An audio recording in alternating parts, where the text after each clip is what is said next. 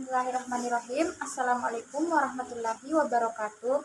Perkenalkan, nama saya Ananda dari Universitas Negeri Makassar, Fakultas Bahasa dan Sastra, Prodi Pendidikan Bahasa dan Sastra Indonesia.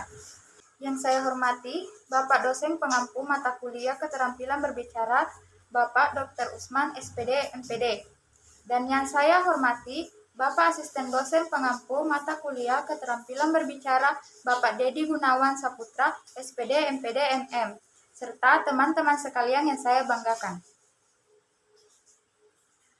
Pakaramula, maiki surang kripas sareang puja surang puji syukurta, lampari karaeng Allah Ta'ala, karena limpahan rahmat, surang karuniana, nakke akulia ngerang pidato riallo ini. Geletongi rikalupai rikiringang salawas surang salang lampari Nabi tuntungan ta Nabi Muhammad sallallahu alaihi wasallam. Tumai injo lapat tujuang Islam surang lasare injo ki panjojo lampari lalang luna banjo. Dan pada kesempatan kali ini saya akan membawakan pidato tentang sejarah Kabupaten Kepulauan Selayar.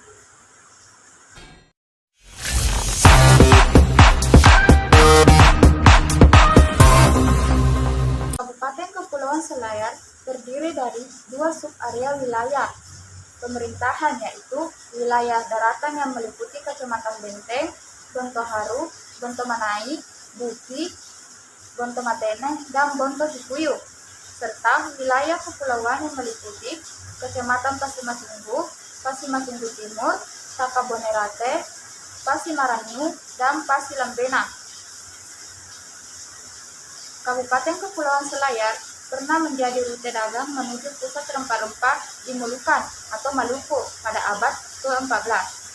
Di Pulau Selayar, para pedagang singgah untuk mengisi perbekalan sambil menunggu musim yang baik untuk berlayar. Dari aktivitas pelayaran ini pula muncul nama Selayar. Nama Selayar berasal dari kata Cedaya atau bahasa Sanskerta yang berarti satu layar. Karena konon banyak perahu satu layar yang singgah di pulau ini. Kata Cedaya telah diabadikan namanya dalam kitab Negara Kertagama karangan Empu Prapanca pada abad 14. Ditulis bahwa pada pertengahan abad 14, ketika Majapahit dipimpin oleh Hayam Wuruk yang bergelar Raja Sanegara, Selayar digolongkan dalam Nusantara, yaitu pulau-pulau lain di luar Jawa yang berada di bawah kekuasaan Majapahit. Ini berarti bahwa armada Gajah Mada atau Laksamana Nala pernah singgah di pulau ini. Selain nama Selayar, pulau ini dinamakan pula dengan nama Tanah Doan yang berarti tanah tempat berdoa.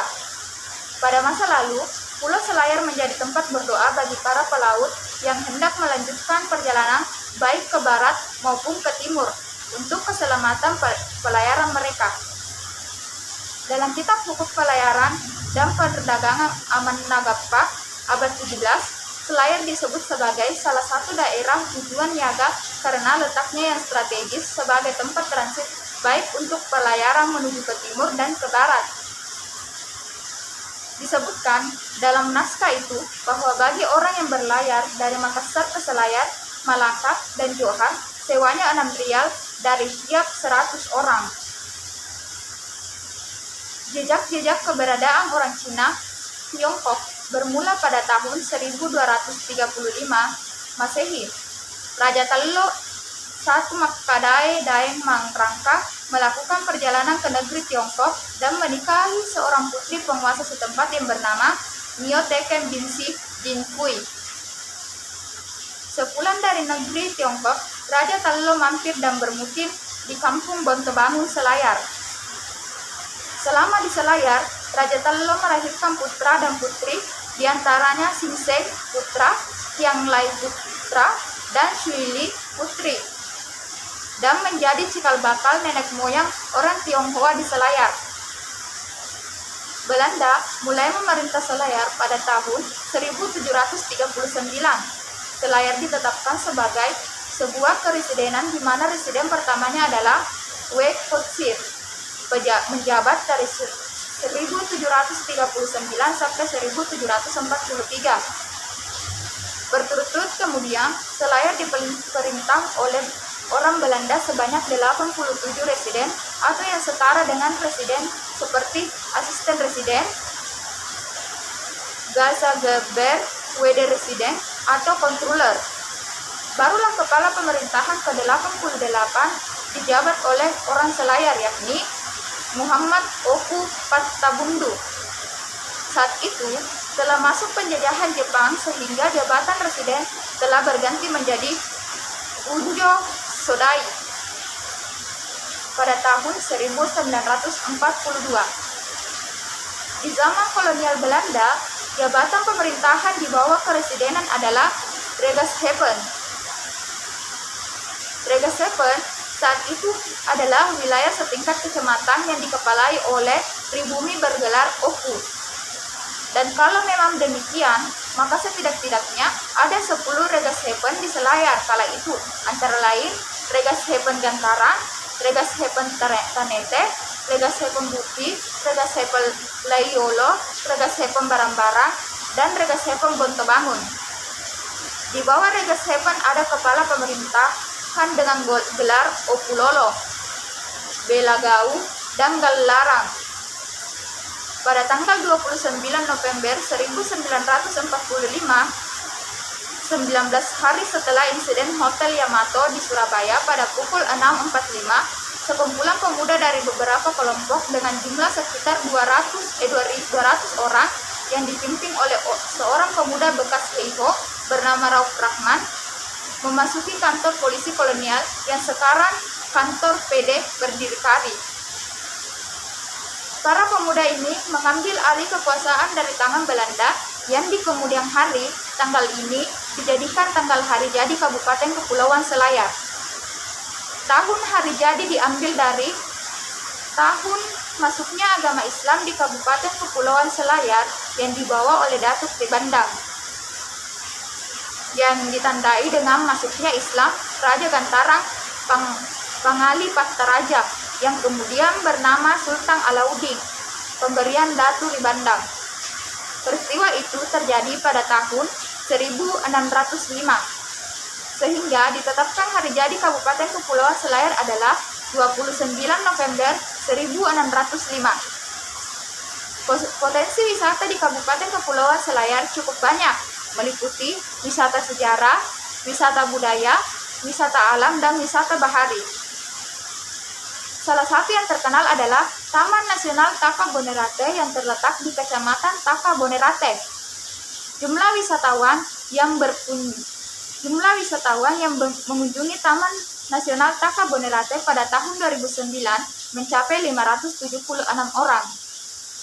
Kawasan ini terdiri dari 21 buah pulau serta puluhan taka dan bungin. Umumnya terbentuk dari endapan pasir dan biosfer. Taman Nasional Taka Bonerate memiliki karang atol terbesar ketiga di dunia atau terbesar di Asia Tenggara, yaitu setelah Kwajipei di Kepulauan Marshall dan Suavadipa di Kepulauan Maladewa. Luas atol tersebut sekitar 220.000 hektar dengan terumbu karang yang terbesar datar seluas 500 km. Dalam rangkaian hari jadi Kepulauan Selayar, di lokasi ini setiap tahunnya diadakan festival yang bertajuk Taka Bonerate Island Expedition yang disingkat TIE. Gubernur Sulawesi Selatan Syahrul Yassin Limpo mengatakan bahwa kegiatan ini sudah masuk dalam kalender kegiatan pariwisata nasional dan rencananya pada tahun 2012 akan ditingkatkan menjadi Sail Taka Bonerate.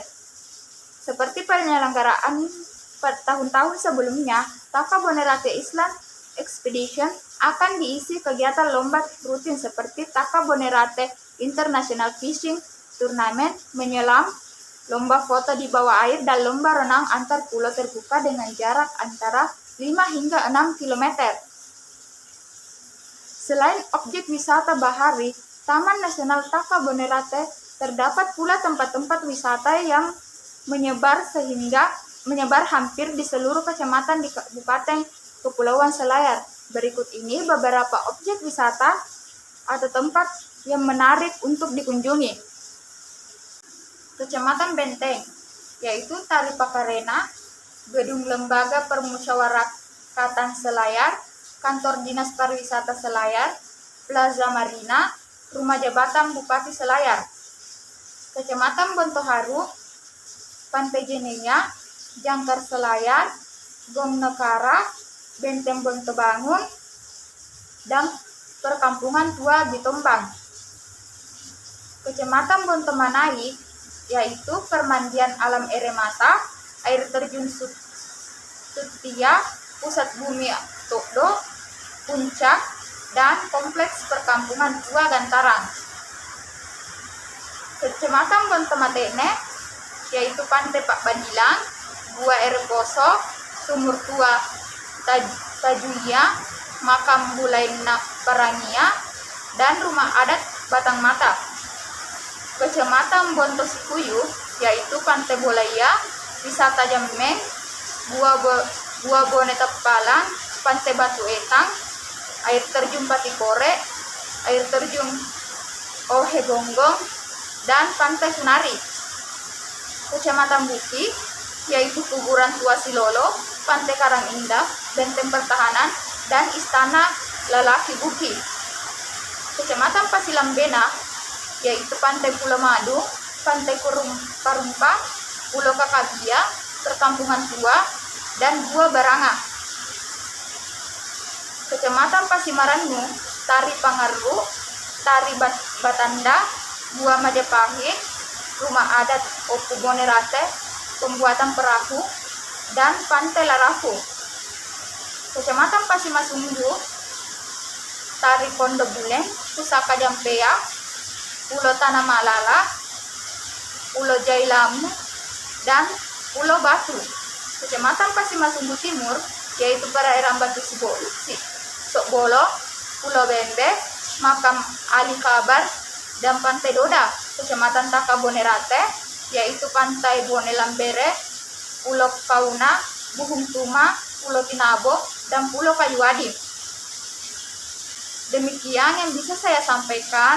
Saya akan menutup pidato ini dengan pantun, yaitu burung dara burung cendrawasih cari dulu di Papua. Cukup sekian, terima kasih, semoga bermanfaat untuk semua. Akhir kata, wassalamualaikum warahmatullahi wabarakatuh.